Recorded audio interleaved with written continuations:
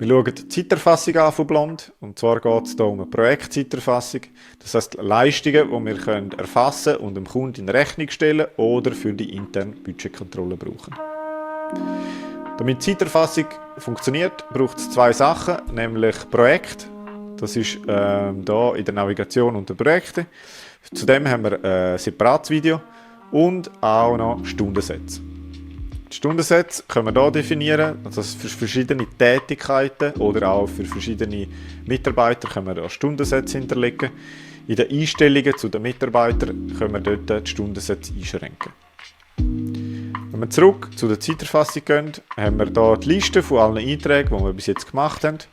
Oben dran haben wir einen Zeitstrahl, wo wir die aktuelle Woche sehen und die davor. Wir können auch jederzeit eine Woche zurückspringen oder auch wieder führen. Und dann können wir auf einen leeren Tag klicken oder einen Tag filtern oder auch oben einfach auf Zeitaufwand erfassen. Dann erfassen wir einen Zeitaufwand für den aktuellen Tag. Da können wir eine Beschreibung geben, das heisst, was ist gemacht worden.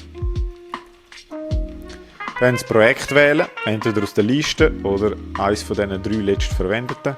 Dann sehen wir direkt, wie das Budget von dem aktuellen Projekt aussieht und weiter unten können wir den Zeitaufwand erfassen.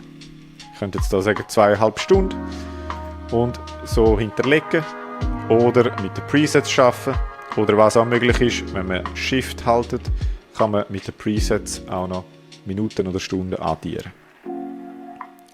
Dann haben wir das Datum, das wir anpassen können und natürlich auch den Stundensatz oder die Tätigkeit. Wenn wir das speichern, ist der Eintrag jetzt neu in der Liste, den kann ich jederzeit anpassen.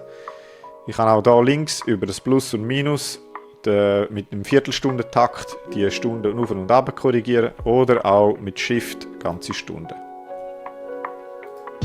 Jetzt ist das nicht die einzige Möglichkeit zum Stunden erfassen. Wir haben auch die Möglichkeit, mit einer Stoppuhr Stunden erfassen. Und zwar können wir hier rechts auf Timer starten klicken, wählen das Projekt aus, das heisst, wo fange ich jetzt an zu arbeiten. Und wir sehen hier oben, fängt an ein Timer laufen.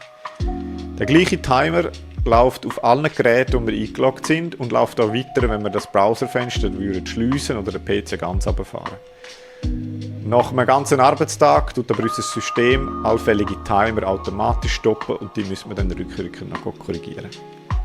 Ich habe jetzt hier nebenbei noch mein Handy und wir sehen auch hier, dass der Timer unten dran live weiterläuft. Sobald die Kamera fokussiert ist, jawohl, jetzt sehen wir es. Genau. Sobald wir den Timer stoppen oder pausieren, würden wir das auch live auf allen Geräten sehen. Wir können mehrere Timer gleichzeitig laufen lassen. Wenn wir jetzt hier nochmal ein Projekt nehmen, wo ich jetzt zum Beispiel gerade zwischendrin anfange zu arbeiten, dann stoppt der erste Timer, der nächste Timer fängt an zu laufen. Ich kann auch jederzeit den Timer pausieren, löschen oder schlussendlich stoppen und in ein Projekt hineinbuchen. Das sind die Basics von der Zeiterfassung. Da gibt es natürlich noch viel mehr Sachen, die man machen kann. Aber in einem ersten Video ist das okay und ich wünsche dir viel Spaß beim Stundenerfassen.